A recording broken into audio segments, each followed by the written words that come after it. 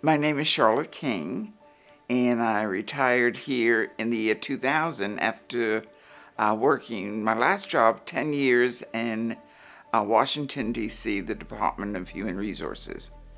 I was the Director of Child Welfare Services.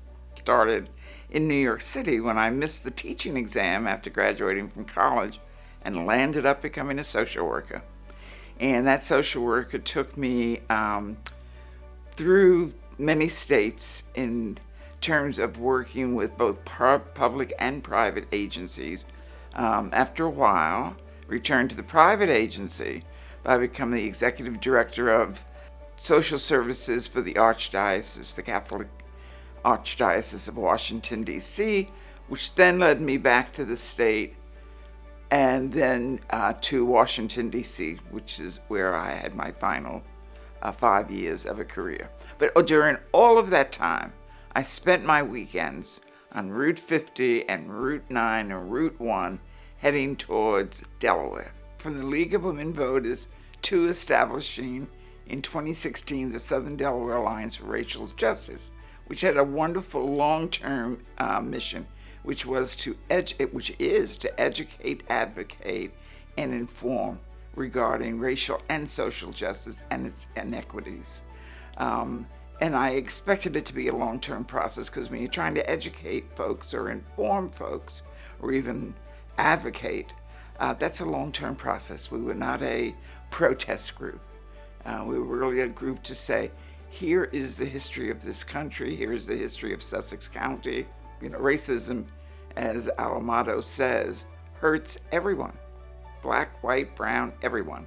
And there was a wonderful community response to those early years. I think Martin Luther King said, and I may be misquoted him, if you don't know your past, you're bound to repeat it. And we do repeat it.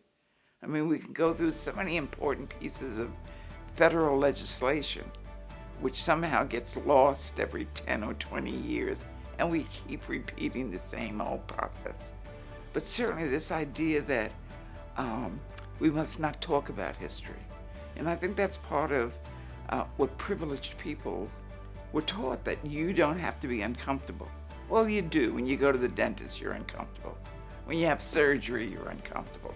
Don't be afraid of looking at your history. I accept it on behalf of, in fact, it makes me tear up when I think about it. Because again, the lesson I learned, there are good people out there. You are surrounded by good people. And this wouldn't be possible. We wouldn't be able to do this mission if it wasn't for the army of volunteers that we have, who put in unlimited time sometimes, just because they believe that racial and social justice are important, because they believe in the Constitution. And this is a scary time because we have folks who don't believe in the Constitution.